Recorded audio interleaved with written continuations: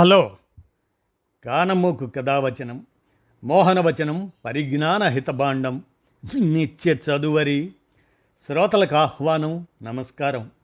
చదవదగునెవరు రాసిన తదుపరి చదివిన వెంటనే మరువక పలువురికి వినిపింపబూనిన అది ఏ పరిజ్ఞాన హితభాండమౌపో మహిళ మోహనవచనమై విరాజిల్లు.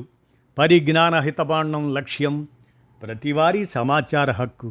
ఆస్ఫూర్తితోనే ఇప్పుడు కానమోకు కథావచనం, మోహనవచనం, సమకాలీన కథా సందేశం ఈ శీర్షికన కొచ్చెర్ల కోట ఎస్వి నరసింహారావు విరచిత కథ ఏదో ఒకటి అనే దాన్ని ఇప్పుడు మన కానమోకు కథావచనం శ్రోతలకు మీ కానమోకు స్వరంలో వినిపిస్తాను.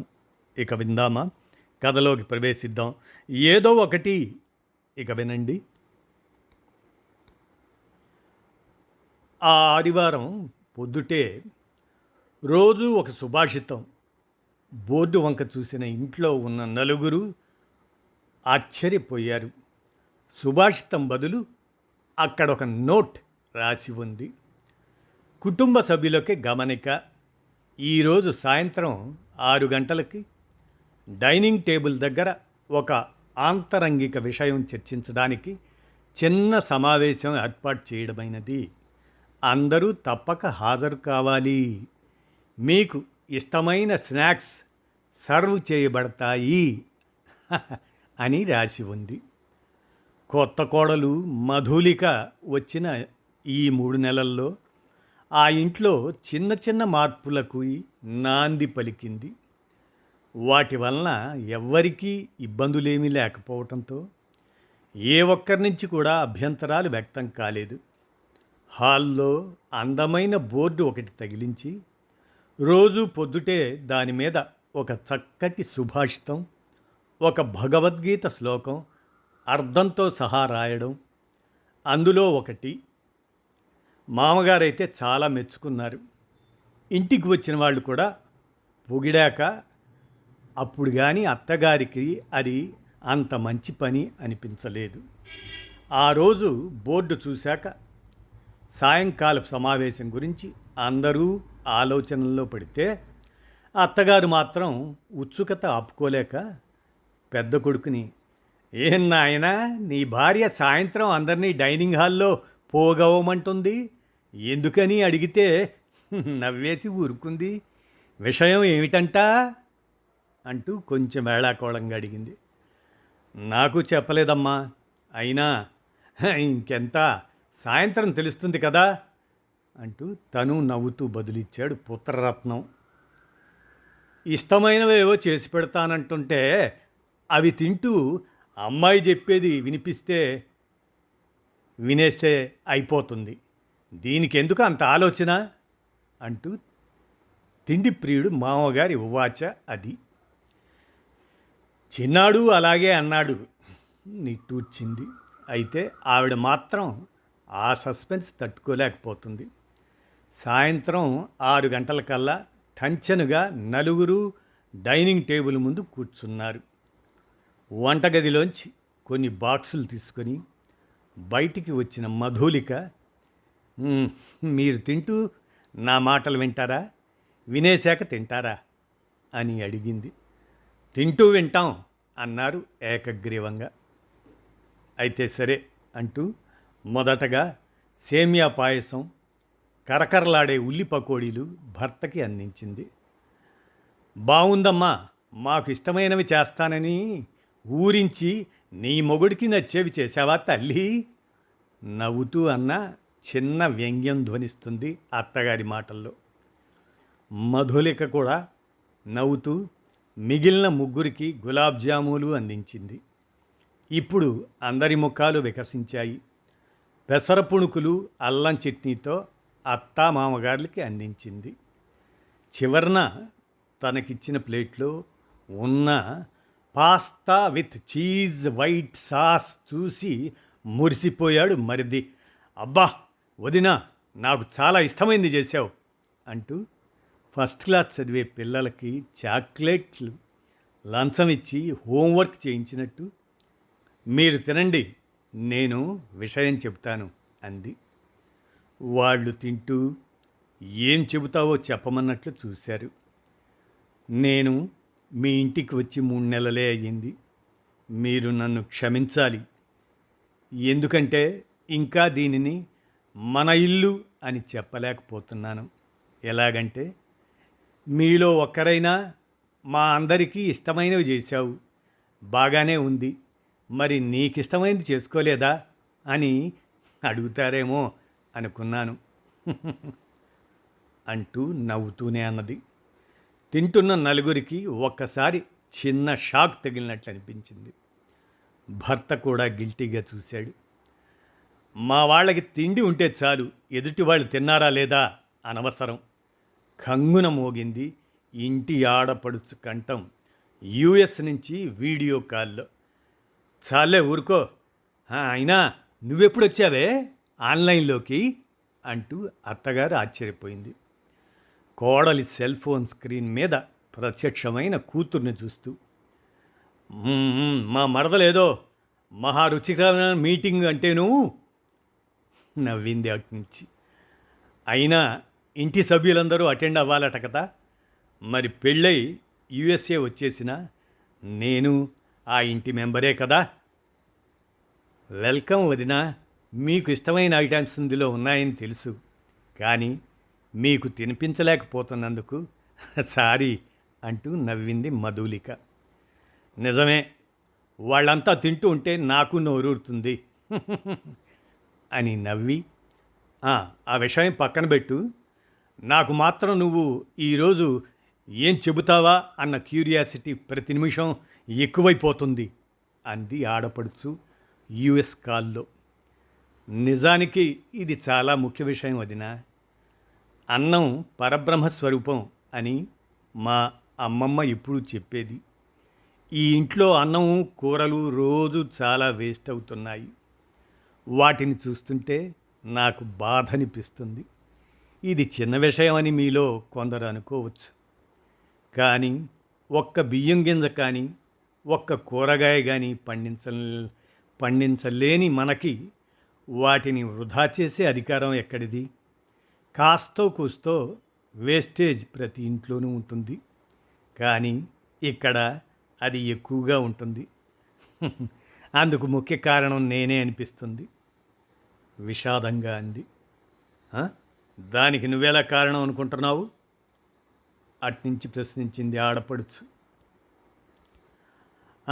నేను వంట చేసేది రాత్రి, అప్పుడే అన్నం కూరలు అవి ఎక్కువగా మిగులుతున్నాయి. అది తిన్న కంచాల్లో వండినవి గిన్నెల్లో మిగిలిపోతే కొంతవరకు పర్వాలేదు, మన కుమారి తీసుకెళ్ళిపోతుంది. ఎవరు తిన్నా సద్వినియోగం అయినట్టే కదా. అయితే అందరూ అదేమీ అంత పట్టించుకోవాల్సిన విషయం కాదన్నట్లుగా స్నాక్స్ తింటూ చాలా క్యాజువల్గా వింటున్నారు. ముందుగా మిమ్మల్ని ఎవరిని హర్ట్ చేయాలన్న ఉద్దేశం మాత్రం నాకు అసలు లేదన్న విషయం మీరు అర్థం చేసుకోవాలి. నా వాదనకి సపోర్టింగ్గా మీకు కొన్ని వీడియోలు చూపిస్తాను, దయచేసి చూడండి అంటూ ఆ ఇంట్లో ఉన్న సీసీటీవీ ఫుటేజ్ నుంచి ఒక వీడియో టీవీలో ప్లే చేయగానే మరిది బురుకుటి ముడిపడింది. ఆ రోజు మరిది గారు బయటికి వెళ్ళొచ్చి కొంచెం లేటుగా వచ్చారు. నేను దగ్గరుండి అన్నం వడ్డించాను. బెండకాయ వేపుడు, కందిపచ్చడి. ఆయన తిని వెళ్ళిపోయాక చూస్తే నేను వడ్డించింది అంతా వదిలేసినట్టే అనిపించింది. అప్పుడు నేనేం అడిగానో వినండి. అదేమిటి, ఏమీ తినలేదు? అబ్బే, ఆకలేదు వదినా, సారీ మళ్ళీ చెప్పటం మొదలుపెట్టింది. నేను అదే అనుకున్నాను. బయట నుంచి వచ్చారు కదా, ఫ్రెండ్స్తో కలిసి ఏదో తినేసి వచ్చారేమో అని. అయితే ఈ వీడియో చూడండి. ఒక అరగంట తర్వాత మరిదిగారే వీధి గేట్ దగ్గర కాపు కాశారు. అదిగో కాసేపటికి పిజ్జా డెలివరీ వచ్చింది. మొదట ఉలిక్కిపడ్డా. రెండూ ఒకరోజు జరిగినవే కావేమో లాజిక్ లాగాడు మరిది. మధులిక ఊరుకునే రకం కాదు. 2 ఫుటేజీలు, డేట్సు, టైము చూపించింది. చివరికి మొహం ముడుచుకొని ఏమో గుర్తులేదు అంటూ సిబిఐ ముందు రాజకీయ నాయకుడిలా చెప్పాడు మరిది. మామయ్య గారు క్షమించాలి, తర్వాత బాణం తన మీదే అని ఆయనకు అర్థమైంది. అబ్బే, నేను అలా ఏం చేయలేదే. ఆయన స్వగతం పైకే అన్నాడు. అత్తగారు ఇష్టమన్నారని ఎలా చెయ్యాలో మా అమ్మని అడిగి మరీ పరవల కూర వండాను, వంకాయ కాల్చి పచ్చడి చేశాను. ఆ రెండూ మీకు నచ్చవని నాకు తెలియదు. తినకపోతే పర్వాలేదు, కంచంలో వేసుకొని వదిలేయడం. మామగారిని ఇంకేమనలేక ఆ వాక్యం పూర్తి చేయలేదు. ఇష్టం లేకపోవడం కాదమ్మా, నాకు బాగా గుర్తు. ఆ రోజు కడుపులో గ్యాస్ తన్ని చాలా హెవీగా ఉంటేను తినలేక వదిలేశాను అంతే. సర్ది చెప్పే ప్రయత్నం చేశాడు ఆయన. మధులిక నవ్వి, మీరు క్షమిస్తే ఇంకొక వీడియో చూపిస్తాను అంటూ ఆయన అనుమతి కోసం చూడకుండా మరో వీడియో ప్లే చేసింది. రాత్రి 11 దాటాక మామగారు మెల్లిగా హాల్లో ఉన్న ఫ్రిడ్జ్ తీసి ఏవో తినడం స్పష్టంగా కనిపించింది. ఉలిక్కిపడ్డాడు ఆయన. అదే తల్లి, గ్యాస్కి మందేసుకుంటేను గంటలో అంతా క్లియర్ అయిపోయి ఆకలేసింది. ఇక తట్టుకోలేక ఎదురుగా కనిపించినవి నోట్లో వేసుకున్నాను. అటువంటప్పుడు ఆకలేస్తే ప్లమ్ కేక్, బర్గర్ కాకుండా ఎదురుగా ఉన్న యాపిల్నో బొప్పాయినో తినాలి కదా మామయ్య అంటూ నవ్వుతూ అడిగింది మధులిక. ఆ రోజు తను ఫ్రిడ్జ్లో దాచుకున్న బర్గర్ తిన్నది నాన్న. ఆశ్చర్యపోయాడు చిన్న కొడుకు. మా తమ్ముడు నాన్న కలిసి హాల్లో ఉన్న ఆ 2 సీసీ కెమెరాలు పీకించడం ఖాయం పక్కపక్క నవ్వింది అమెరికా అక్క. అత్తగారికి కొంచెం కంగారుగా ఉంది, టీవీలో తరువాత ఏం చూడాల్సి వస్తుందో అని.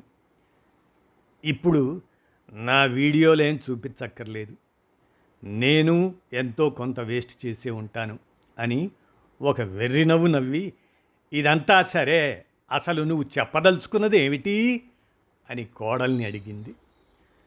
ఆ ఇంట్లో అత్తగారి స్థానం తెలిసిన మధులిక ఆవిడని ఇబ్బంది పెట్టదలుచుకోలేదు. ఆవిడతో సత్సంబంధం తనకెంత ముఖ్యమో కూడా తెలుసు కాబట్టి ఆవిడ వీడియోలు పక్కన పెట్టేసి మళ్ళీ తను చెప్పటం మొదలెట్టింది. ప్రకృతి ప్రసాదించే వాటికి ప్రత్యామ్నాయం దొరకటం కష్టం. 1,00,000 రూపాయలు వెచ్చించిన ఒక గుప్పెడు బియ్యం, ఒక పండు, ఒక కూరగాయని ఏ ల్యాబ్లోనూ తయారు చేయలేం. ఇప్పుడు డబ్బులున్నాయని వాటిని వేస్ట్ చేస్తే రేపు అవి కొనే స్థితిలో ఉండకపోవచ్చు. మీకు ఇది చాలా చిన్న విషయం అనిపించవచ్చు, కానీ పెద్ద మనసుతో ఆలోచించండి ప్లీజ్. చిన్నప్పటి నుంచి వాళ్ళమ్మ నేర్పిన సంస్కారం అలా మాట్లాడించింది మధులికను.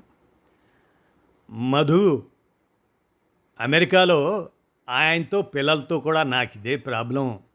ఇక్కడ కాబట్టి సగం తిన్నవైనా ఫ్రిడ్జ్లో పెట్టేసి మరునాడో 3వ రోజో వాళ్ళ చేతే తినిపించేస్తాను, లేకపోతే కష్టం. నీ మరదల్ని అలా చెయ్యమని సలహా ఇస్తున్నావా కొంపదీసి? పెద్ద తమ్ముడు నవ్వుతూ అన్నాడు.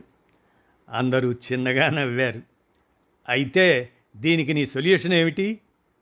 ఆడపడుచు అడిగింది ఉత్సుకతతో. దానికే వస్తున్నాను. ఒక హిట్ సినిమా డైలాగ్ ఉంది, ఇంగ్లీష్లో నాకు నచ్చని పదం సారీ అని. అలా ఈ ప్రపంచంలో ఏ ఇల్లాలికైనా నచ్చని పదం ఒకటి ఉంది. అదేమిటో తెలుసా? అందరూ చెవులు రిక్కించి వింటున్నారు.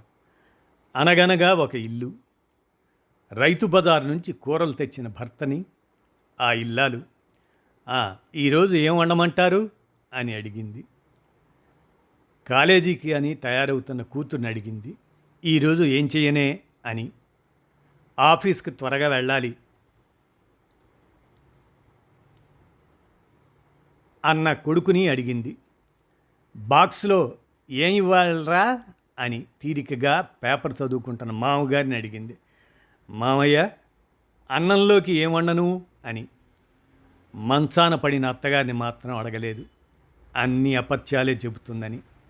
ఆవిడ మినహా అందరూ చెప్పిన జవాబు ఒకటే.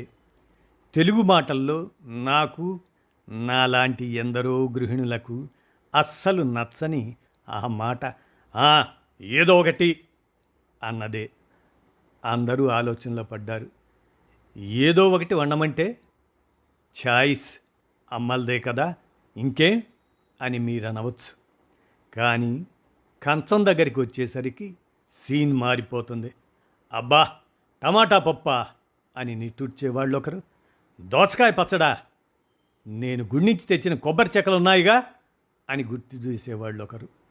బాక్సులోకి దొండకాయ కూర చల్లారాక చప్పగా అయిపోతుంది అని మొహం ముడుచుకునేవాళ్ళు ఇంకొకరు. ఎప్పుడు సాంబారేనా, మజ్జిగ పులుసు లాంటివి చేయొచ్చు కదా అంటూ విసుక్కునేవాళ్ళు మరొకరు. వీరే అంతకుముందు సర్వసంగ పరిత్యాగుల్లా ఏదో ఒకటి వండమంటూ ఫోజు కొట్టిన వాళ్ళు. అందరి హావభావాలు పరిశీలిస్తూ చెప్పింది మధులిక. నిజం తల్లి, నీతో 1000% ఏకీభవిస్తున్నాను. అందుకే నేను పొద్దుట వంట చేసేటప్పుడు ఎవరేం తింటారో పట్టించుకోను. ఫ్రిడ్జ్లో కనపడిన వాటితో నాకు తోచినవి చేసి పారేయడమే. వీళ్ళందరి వేషాలు చూసే నేను అలా తయారయ్యాను. వాళ్ళని అడిగామో అదే సమాధానం. నీ ఇష్టం అమ్మా, ఏదో ఒకటి చెయ్యి అంటారు కానీ తినరు. నువ్వు రేపటి నుంచి నీకిష్టమైనవి వండి అక్కడ పెట్టేయి, తిన్నవాళ్ళు తింటారు అంటూ విసుగ్గా చెప్పింది అత్తగారు. ఇంట్లో మీకున్న స్థానానికి మీరెలా చేసినా చెల్లిపోతుంది అత్తయ్య. నేను కొత్త, నేనంత స్వతంత్రం అప్పుడే ఎలా తీసుకోగలను? అయినా మనం వండినవి అందరూ ఇష్టంగా తింటే ఆ ఆనందమే వేరు కదా. అలా అని ఇవాళ చేసినట్టు అందరికీ నచ్చేవి ప్రతిరోజు చెయ్యాలంటే అయ్యే పని కాదు. అందుకే కనీసం మనలో ప్రతి వాళ్ళకి ఒక ఐటమ్ అయినా నచ్చే విధంగా ఉంటే బాగుంటుందని నా ఉద్దేశం. ఆ రోజు నాకు బాగా గుర్తు. ఈ ఇంట్లో నేను కొత్తగా వంట మొదలుపెట్టిన రోజు. ప్రతి ఒక్కరిని ఈ పూట ఏం వండమంటారు అని అడిగాను. మామగారి దగ్గర నుంచి మరిది గారి వరకు అందరూ ఒకటే చెప్పారు, నీ ఇష్టం అని. మీరంతా ఏదైనా తినేస్తారేమో అని భ్రమపడి నాకు మంచివని తోచినవి మీకు నచ్చాలని శ్రద్ధగా రుచిగా చేసే ప్రయత్నం చేసి ఫెయిల్ అయ్యాను. ఎవరూ సరిగ్గా తినలేదు. అందుకే ఒక పద్ధతి ఆలోచించాను. మామయ్య గారు ఇంటికి పెద్దవారు. అందుకని రేపు సోమవారం ఇంట్లో ఉన్న కూరగాయల్లోంచి మొదటి ఐటెం ఏది వండాలో ఆయన సజెస్ట్ చేస్తారు. రెండోది ఏం వండాలో అత్తగారు చెప్తారు. ఆ 2 ఐటమ్స్ అందరూ తినాల్సిందే. మరిది వైపు ఓరకంట చూస్తూ చెప్పింది మధులిక. మర్నాడు మంగళవారం మొదటి ప్రిఫరెన్స్ అత్తగారిది. మరిదిగారు రెండో ఐటెం ఏం చేయాలో చెప్తారు. బుధవారం మరిదిగారు మామగారు చెప్పినవి వండుతాను. ఇలా ఒక వారంలో 2 సర్కిల్స్ తిరిగాక ఇక మిగిలింది ఒక ఆదివారమే కాబట్టి ఆ రోజు మా ఆయన చెప్పిన మెనూ వండటం జరుగుతుంది. అంటే ఆ రోజు భర్తతో పాటు తనకిష్టమైనవి కూడా వండుకోవచ్చని ఆమె భావన. ఒకవేళ ఆ రోజు సజెస్ట్ చేయబడ్డ ఐటమ్స్లో 1 కానీ 2 కానీ ఎవరికైనా నచ్చనట్లయితే తెలియపరచాలి. ఆ ఐటమ్ వేస్ట్ అవ్వకుండా తక్కువగా ప్రిపేర్ చేయటం జరుగుతుంది. అంతేకాని ఇంకొక డిష్ చేయబడదు. అందరూ సాలోచనగా వింటున్నారు. అలా అని ఇష్టం లేనివి వండినప్పుడు మరి ఏం తినాలి అంటారేమో. మన ఇంట్లో 2-3 రకాల పొడులు, బోలెడు ఊరగాయలు ఎలాగూ ఉంటాయి. వాటితో సరిపెట్టుకోవాలి. లేదు బయట టిఫినో పిజ్జాలో తినే ఉద్దేశం ఉంటే నాకు ముందుగా తెలియబరిస్తే అన్నం కూడా తక్కువ వండి వృధా అవ్వకుండా చూసుకోవచ్చు. ముఖ్యంగా మరిదికే వర్తిస్తుంది ఈ మాట. కావాలనే అతనికేసి చూడకుండా చెప్పింది మధులిక. బాగుంది, కానీ ఏ రోజు ఏ కూర వండాలో నీకు చెప్పాలంటే ఇంట్లో ఏం కూరలు ఉన్నాయన్నది అమ్మకైతే ఐడియా ఉండొచ్చు, నాన్నకి తమ్ముడికి తెలిసే అవకాశం లేదు. అంటే ప్రతిరోజు నువ్వే వాళ్ళకి ఆ లిస్ట్ అంతా చదివి వినిపించి ఏం వండాలో కనుక్కుంటూ ఉండాలి. కష్టం కదా. ఆడపడుచు డౌట్ బయట పెట్టింది ఆన్లైన్ నుండే. అక్కర్లేదు, దానికో సులువైన మార్గం ఉంది. దానిని బేస్ చేసుకునే ఈ ప్లాన్ చేశాను. చిత్రం ఏమిటంటే ఆ ఉపాయం మన కుమారిని చూసి నేర్చుకున్నాను అంటూ నవ్వుతూ చెప్పింది. అందరూ ఆశ్చర్యపోయారు. మన పనమ్మాయి ఐడియా ఇచ్చిందా అని. అవును, కుమారి అక్కా చెల్లెళ్ళు అంటే కజిన్స్తో కలిసి దాదాపు 10 మంది ఉన్నారు. వాళ్ళు మొత్తం 40 వరకు ఇళ్లల్లో రోజు పనిచేస్తున్నారు. మీరు గమనించే ఉంటారు, ఏ రోజైనా కుమారికి కుదరకపోతే పని మానేస్తే మనకి ఇబ్బంది కలగకుండా ఎవరో ఒకరు వచ్చి ఆ పని చేసి పెడుతున్నారు. ఇదంతా వాళ్ళకి టైపింగ్ రాకపోయినా వాట్సాప్లో వాయిస్ మెసేజ్ ఇవ్వటం నేర్చుకొని, ఈరోజు నాకు ఫలానా ఇల్లు చేయటం కుదరట్లేదు అని మెసేజ్ పెడితే వీలున్న వాళ్ళు ఎవరో ఒకరు నేను చేస్తాను అని రిప్లై పెడతారు. అలా వాళ్ళల్లో వాళ్ళు మేనేజ్ చేసుకుంటున్నారు. డిగ్రీ చదువుతున్న పిల్లల ద్వారా టెక్నాలజీని నేర్చుకుని అద్భుతంగా వాడుకుంటున్నారు. అవునా అన్నట్లు అవాక్కై చూస్తున్నారు శ్రోతలుగా కుటుంబ సభ్యులు. వదినా, మా పెళ్ళికి వచ్చినప్పుడు మీరు అత్తయ్య గారికి వాట్సాప్ ఎలా వాడాలో నేర్పి మంచి పని చేశారు. మిగతా వాళ్ళకి ఎలాగూ వచ్చు. మా ఫోన్లలో ఈరోజు వంట అని ఒక వాట్సాప్ గ్రూప్ ఏర్పాటు చేస్తాను. ఇంట్లో ఉన్న కూరగాయల లిస్టు ఏ రోజుకు ఆ రోజు దాంట్లో పిన్ చేస్తాను. ఇందాక నేను చెప్పిన వ్యవహారం అంతా ఆ గ్రూపులో నడిచిపోతుంది. నీ ఐడియా చాలా బాగుంది అంటూ ఆడపడుచు ఆన్లైన్లోనే మెచ్చుకుంది.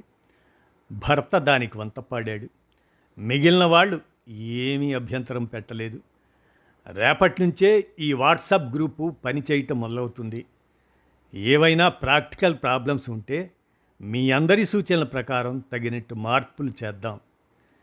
ఏది ఏమైనా వండిన దానిలో ఒక్క ముద్ద కూడా వృధా అవ్వకూడదనేదే నా ఆలోచన అంటూ దృఢంగా చెప్పింది మధులిక.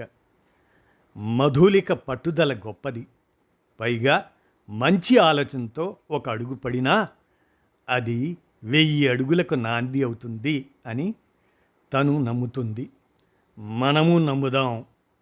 ఇదండి ఏదో ఒకటి అనేటువంటి ఈ కథను కొచ్చెర్లకోట ఎస్వి నరసింహారావు రచించి అందచేయగా, కానమోకు కథావచనం, మోహనవచనం సమకాలీన కథా సందేశంగా ఈ కథను ఏదో ఒకటి అని వినిపించాను.